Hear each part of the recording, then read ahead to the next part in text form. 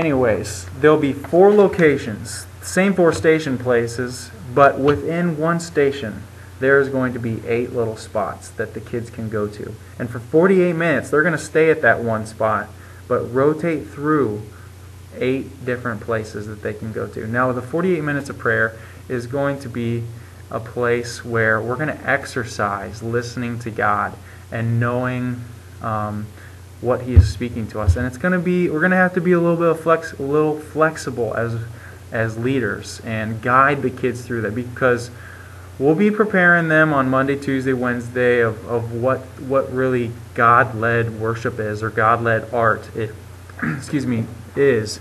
However, we'll still need to help usher them towards what we are asking them to do, and make sure we're clear with the instructions. So, for example, at the 48 MOP, there'll be one location in a part of the building. Within that location, like I said, there will be 8 or 9 spots that the kids can go through, and not in no specific order, because we want the kids to ask God where He wants them to go. For example, one station has Play-Doh. At the Play-Doh area, the kids can mold or sculpt something that shows an example of what they think God's love looks like. Another station has pieces of paper and paint, some paintbrushes. There, on that location, they will be asking God, show me, Lord, how to paint your love. Just kind of the same thing as sculpting, but it would be painting. Help me to paint a picture of what your love looks like. And so there's 8 other areas that have similar ideas. There's a map on the wall. The kids are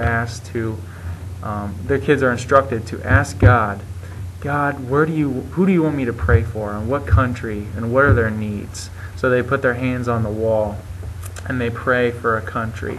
And so there's similar stations that are worship-led. There'll be worship music playing in the background, and it's really hard to understand how it functions until you're actually a part of it. But we were able to do it at the training meeting that we had here at the Olmsted Falls campus, and unfortunately all of you weren't able to be there. But you'll get a better idea for it as we start to go through it, and I think that it's going to be an awesome event. It's going to be something that really helps the kids understand what it means to listen, what it means to wait on God, and how we are able to strengthen our relationship with God when we engage with Him. And that's what this is all about. The 48 minutes of prayer is that it's encouraging and engaging time with their Father in heaven, who loves them and wants to lavish them with His gifts for them, and stir up the spiritual gifts within them, and teach them more things about Him so that they can be in awe. And so we're just helping usher these kids through it and lead them through it. And it's our job as leaders and as teens and as adults to set the tone this night, to make sure that during the 48 MOP we are helping the kids, we're helping them stay focused, making sure they're not getting distracted by other kids. There's some rules that we'll have. There won't be any talking unless you have a serious question or some confusion. The kids aren't allowed to talk to one another for that 48 minutes. There will be there's no real time constraint, so if they don't get to all the stations or all the little stops, that's okay. But the main goal is that they're hearing from God and they're listening to His direction. I remember when I did this the first time, I stayed at the painting station for a long time, and then I didn't end up getting to all of them. And that was okay, because God spoke to me and He showed me some things. So I just want to make sure that that's clear, that all the kids are focused, and if they don't get to everything, that's okay. It's more about them receiving from God and us helping them. And we're going to be a part of it too. We're not just going to be there as adults, sitting back and watching, but we're going to be doing it as well, but also helping the kids. I know that's really a rough explanation of the 48 MOP. We'll get to on Thursday when we're there before everything starts, we'll get a quick run through of it again. And you know, it's like I said, it's going to be most well explained as you do it, and I think there's going to be some great testimonies. So then, since that's going to interrupt our normal station rotation, we're actually going to, right after 48 minutes is over, go into the auditorium for a time of testimony and worship, and we'll be amazed at what God's going to do, because He's going to speak to these kids, and He's going to blow us out of the water.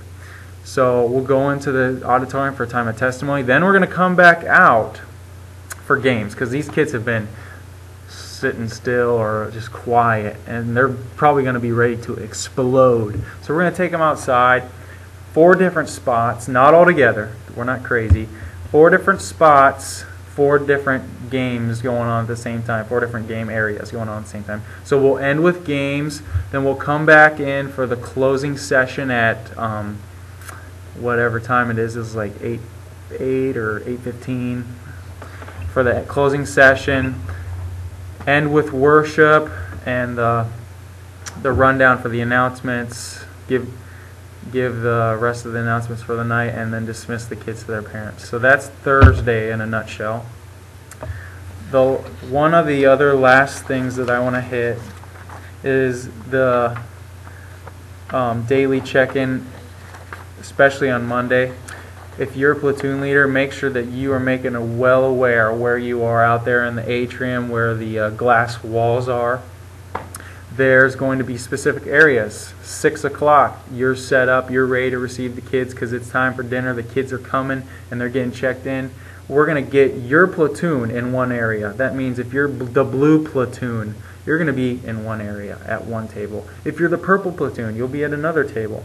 If you're the green platoon, you'll be at another area. So we're all eating together. Then you'll be ready to go. Take your group after you ate into the auditorium for the opening session, and you're set.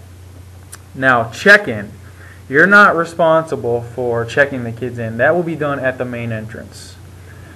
After they check in, then they go to your table. But I do need you as the platoon leader to take attendance, because the attendance not only tracks them, but sometimes they bring a friend, and they get a point if they bring a friend. Now, the point system will be explained in a folder that all the platoon leaders will get. So you'll have those instructions every day. But what you do is when they come to your table, you give them their name tag at the dinner table. You check that they're there, and you check to see if they brought a first-time visitor. They get a point for being there, and they get a point for bringing a first-time visitor. They only get credited that first-time visitor on Monday if they brought them on Monday. If they bring them on Tuesday again, they don't get a point. Now, the other thing is a thing to be aware that if they brought a friend but they're not in the same platoon as them, then they still get the point. So, say Sally brought Henry. Sally and Henry aren't the same age. Henry went to the boys' platoon, and Sally went to the girls' platoon. Now, Sally brought Henry, and she still gets a point. But Sally also has another sister who came with the family. Sally and Susie both get a point for Henry because they both brought him. Just so the kids don't get all upset that only one of the brothers or sisters gets a point. So Sally and Susie both get a point for bringing Henry in their platoons. So make sure that that's clear, and you're not letting the kids get upset about that. So you get a point for coming, a point for a first-time visitor,